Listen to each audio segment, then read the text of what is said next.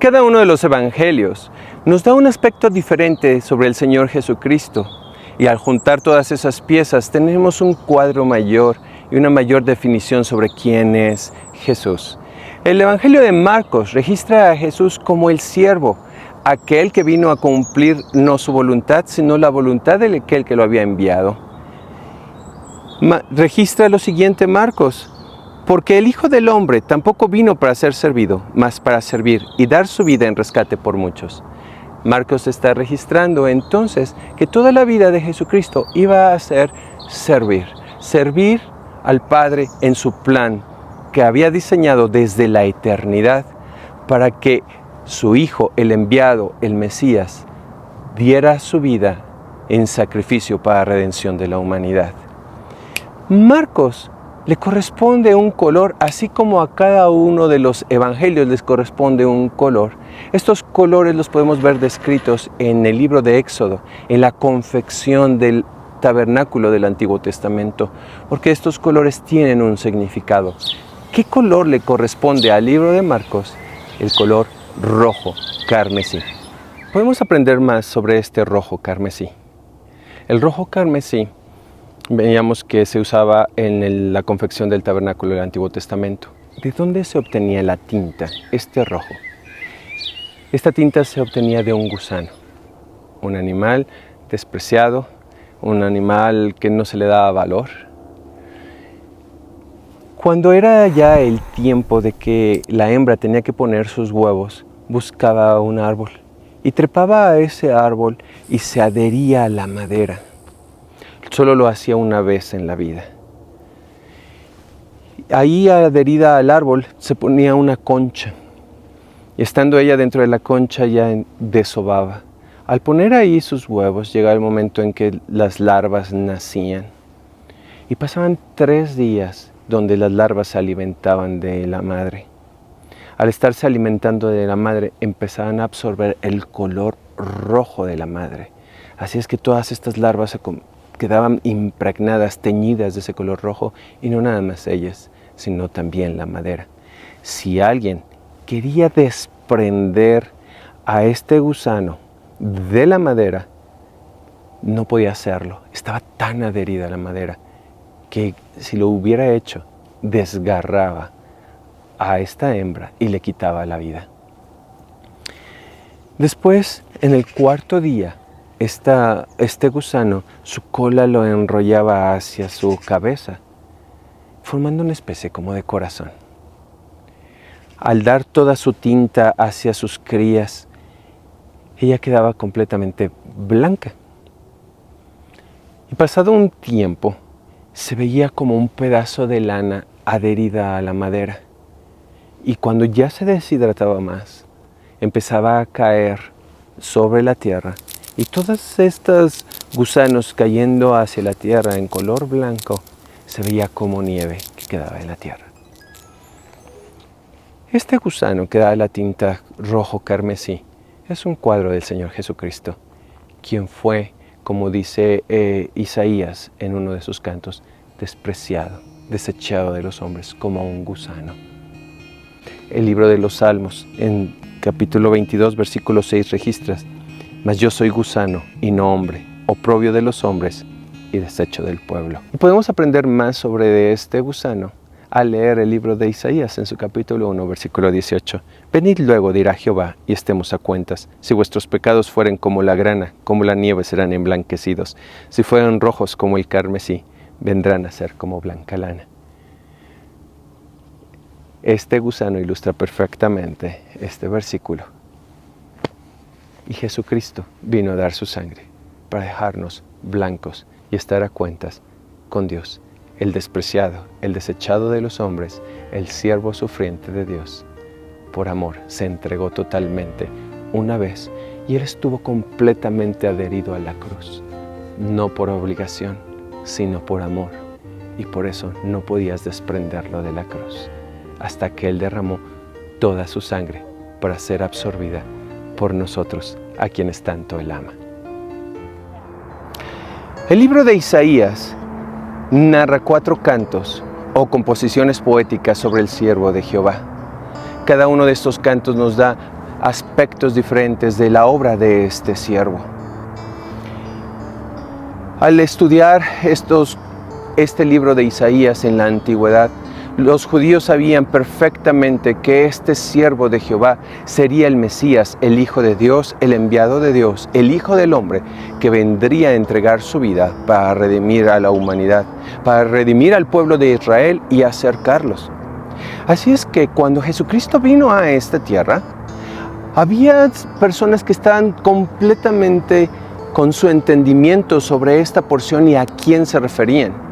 Estos grupos de personas eran los escribas, los fariseos, los sacerdotes, los ancianos del pueblo, los doctores de la ley, aquellos que estaban especializados en describir lo que la palabra decía y significaba. Eran aquellos que tenían acceso a las escrituras. ¿Por qué? Porque en aquella época no había imprenta, no se producían los libros como los tenemos ahora para poderlos nosotros leer. En aquella época los libros eran hechos a mano y por personas especializadas. Si ellos al escribir un libro cometían un error al escribir el nombre de Jehová, todo el libro era deshecho al escribir el nombre de Dios. Y tenían que volver a empezar a escribir ese libro. Y no solo tenían los sacerdotes, escribas, fariseos, doctores de la ley acceso a los libros del Antiguo Testamento, sino también tenían acceso a escritos que habían sido hechos por estudiosos de ellos, rabinos. Y estos libros los tenían acceso desde que se terminó de construir el segundo templo, el año 515 antes del Señor Jesucristo, donde estos escritos llamados Targum o Midrash, que eran exposiciones de la Biblia, del Antiguo Testamento o explicaciones, relatan perfectamente el Targum de Isaías en estos capítulos del siervo sufriente, que ese siervo era el Mesías esperado.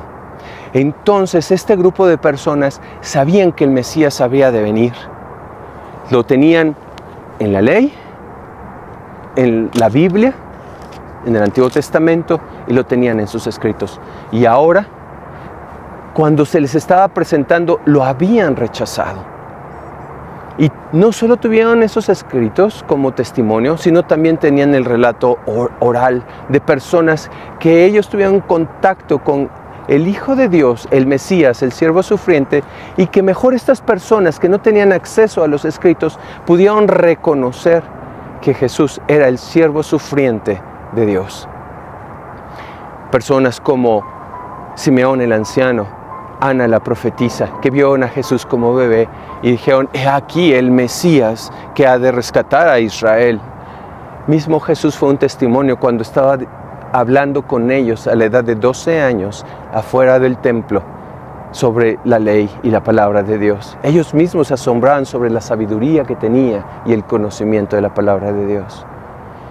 Después, cuando Jesús comenzó su ministerio, estando en Nazaret, en Galilea, le dieron a leer en la sinagoga el rollo del libro de Isaías. Y dice: ahora se ha cumplido delante de ustedes lo que escribió Isaías, diciendo: estoy aquí, el siervo de Jehová, para hacer su voluntad. ¿Y qué fue lo que hicieron ellos? Quisieron despeñarlo. Posteriormente, cuando lo vieron y lo estaban juzgando, le dijeron: dinos si tú eres el Cristo. Y él les dijo: ustedes lo han dicho. Y lo rechazaron continuamente, aún en la resurrección.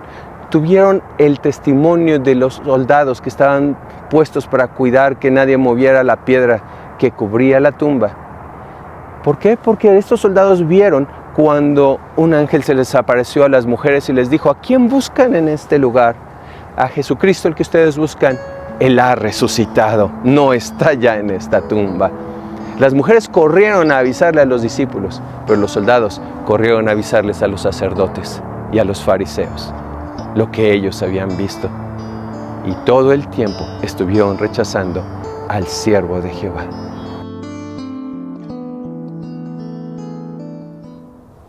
El primer canto que escribe Isaías está en el capítulo 42 y comienza así: he aquí mi siervo, yo lo sostendré, mi escogido, en quien mi alma toma contentamiento. He puesto sobre él mi espíritu, dará juicio a las gentes. Vemos que Dios con gran satisfacción introduce a su siervo, lo presenta, he aquí, véanlo, conózcanlo, conozcan su naturaleza, va a ser misericordioso, va a ser humilde, va a ser alguien que va a amar. Va a amarles a ustedes y va a amarme a mí y va a amar el plan que yo estoy trazando para que cada uno de ustedes sea rescatado, redimido de sus pecados y sea traído a mí. Este siervo iba a ser un siervo obediente. ¿Cómo eran los siervos en los tiempos bíblicos? Bueno, un siervo podía haber sido adquirido de diferentes maneras. Primero, cuando un pueblo había sido conquistado por otro y los sobrevivientes eran llevados cautivos y eran tomados para servir a la nación victoriosa. Otra manera era que podían haber sido comprados. Eran vendidos como esclavos y el que los adquiría tenía el derecho sobre de ellos y estaba dispuesto a todo lo que él necesitara y le ordenara, su siervo lo tenía que cumplir. Otra forma de ser un siervo era por nacimiento, haber nacido siendo un siervo. Y ahí se quedaba como siervo en la casa de su señor. Había algunos tiempos de cuando eran del pueblo de Israel en que podían ser liberados después de que ya pasaba un periodo. Y si la persona quería ser voluntariamente siervo de ese amo porque había sido un amo misericordioso, podía hacerlo. Jesucristo, el Hijo de Dios, nació siendo un siervo para el Padre, exclusivamente para cumplir el plan de redención que Dios había trazado desde la eternidad. Así es que cuando lo envió a esta tierra, Jesús vino a servir a cada persona con la que Él tuvo contacto. Sanó a enfermos, alimentó a aquella multitud, dio vista a los ciegos, limpió leprosos. Todo el tiempo estuvo sirviendo a Jesucristo. La naturaleza de un siervo es que no se pertenece a sí mismo. Mismo Jesús lo ilustró diciendo, ¿quién de ustedes tiene un siervo, un esclavo? Y que cuando llega de las labores que ustedes le asignaron, le dice a ustedes a ese esclavo, siéntate, estás cansado, te voy a servir de comer. Dice, no. Dice, antes ustedes mismos le dicen, ve, sirve, dame de comer, y luego tú haz lo mismo. Jesucristo así fue todo el tiempo. Sus propias necesidades físicas como humano las hizo a un lado y estuvo siempre atento a lo que nosotros estábamos necesitando. Así es que Dios con gozo introduce, he aquí mi siervo, al que yo estoy enviando a las naciones, y dará mi mensaje a Israel y hasta lo último de la tierra. Acabada la cena, el Señor Jesús tomó a sus discípulos y se fue hacia el monte de las Olivas. Todos menos Judas. Judas se había ido a traicionarlo. Cuando llegaron al monte de las Olivas, el Señor Jesucristo se apartó de sus discípulos y el libro de Lucas registra en su capítulo 22, versículo 41 en adelante, y Jesús se apartó de ellos como un tiro de piedra y puesto de rodillas oró diciendo, Padre, si quieres pasa este vaso de mí, empero no se haga mi voluntad sino la tuya. Y le apareció un ángel del cielo confortándole, y estando en agonía oraba más intensamente, y fue su sudor como grandes gotas de sangre que caían en la tierra.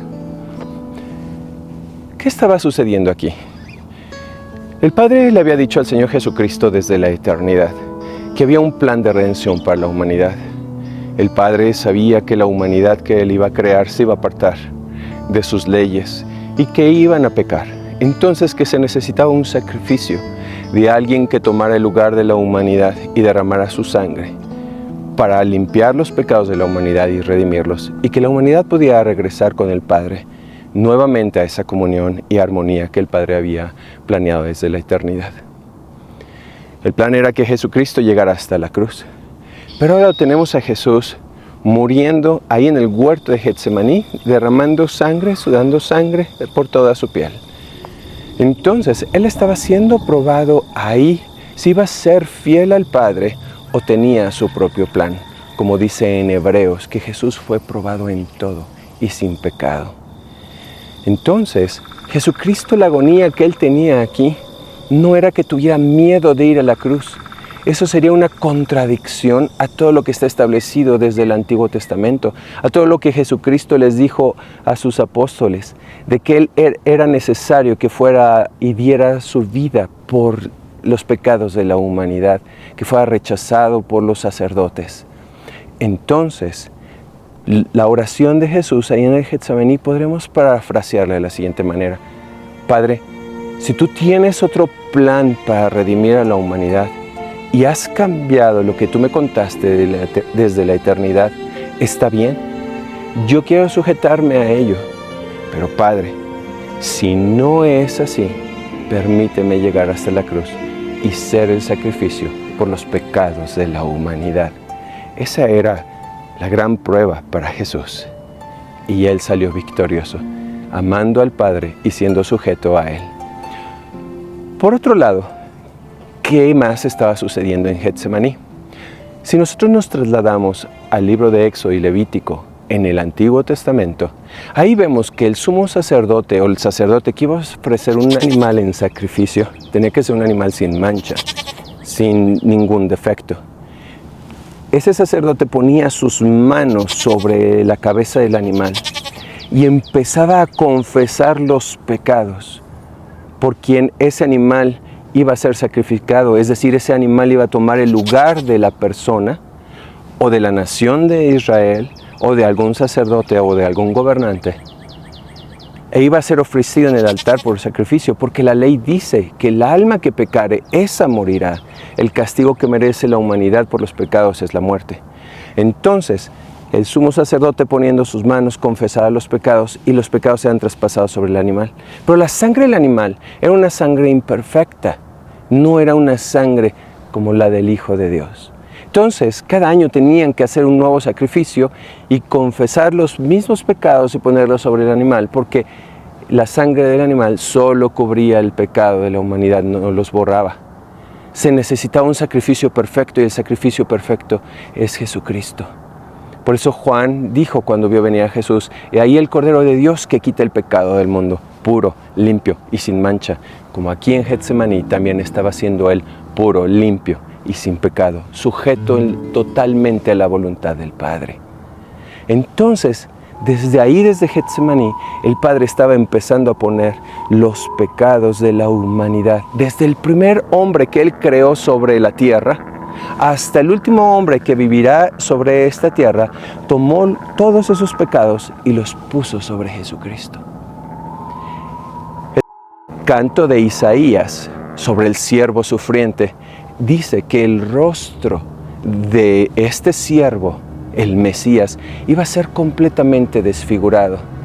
Y la palabra raíz para ese desfigurado es shakat.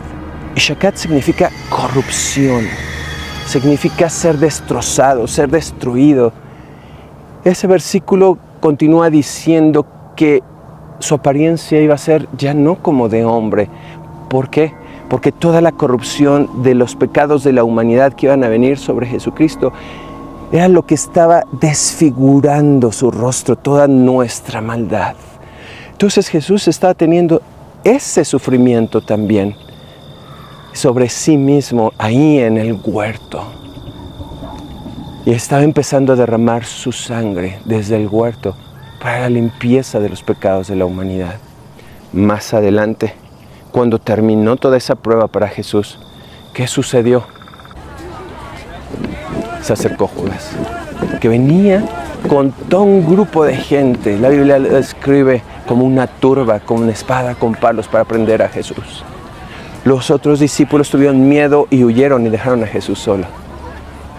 Y Judas se acerca a Jesús y le dice: "Maestro", y le da un beso.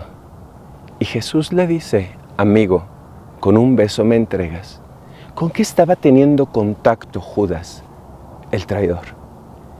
Con la sangre que Jesús había estado empezando a derramar. Y no se dejó impactar por esa sangre, no tuvo arrepentimiento, al contrario, persistió en su necedad y en su traición para entregar a Jesucristo. Por eso Jesús dijo: a tal hombre le hubiera convenido mejor no nacer, porque aún ahí con amor estaba tratando de ministrar a Judas y tratar de salvarlo, como trata de salvarnos a ti y a mí hasta el último momento, el siervo sufriente teniendo compasión y misericordia de cada uno de nosotros. El cuarto canto de Isaías nos sigue relatando los sufrimientos de el siervo de Jehová. Jesucristo, el siervo obediente, estaba sufriendo en la cruz y derramando su sangre para la redención tuya y mía. El libro de Mateo capítulo 27 registra algunas de las expresiones que Jesús dijo en la cruz. Y acerca de la hora de nona, Jesús exclamó con grande voz diciendo, Elí, Elí, lama sabactani. Eran casi las 3 de la tarde. Jesús estaba a punto de morir. Y esta expresión en la mayoría de las Biblias está mal traducida. Hay una versión muy antigua de la Biblia donde explica más acertadamente el significado de esta expresión. Nosotros comúnmente leemos, Dios mío, ¿por qué me has desamparado? Como diciendo que Jesús tenía miedo de estar en la cruz y que el Padre había abandonado al Hijo de Dios. Eso contradice todo principio que viene desde el Génesis hasta el Apocalipsis. Dios no puede cambiar porque Dios es el mismo ayer, hoy y por los siglos. Jesús, el Padre no iba a desamparar a su Hijo Jesucristo, no lo iba a abandonar, no lo iba a desechar. Acuérdense que el Padre es el sumo sacerdote, el Melquisedec eterno, que estaba ofreciendo el sacrificio por ti y por mí. En otra parte dice, porque de tal manera amó Dios al mundo. Y también Jesús mismo dice, el Padre me ama y yo amo al Padre. Entonces, ¿qué significaba esto? Dios mío, por esta causa he venido. El siervo sufriente estaba viniendo a cumplir el plan maestro de Dios de que su Hijo sería el sacrificio por los pecados de la humanidad. Entonces estaba diciendo, soy tu siervo obediente, soy tu esclavo, que estoy cumpliendo tus designios, porque tú eres justo y eres santo y nos amas, tanto a mí tu Hijo como a la humanidad, a quienes quieres adoptar como hijos y llevarlos cerca de ti.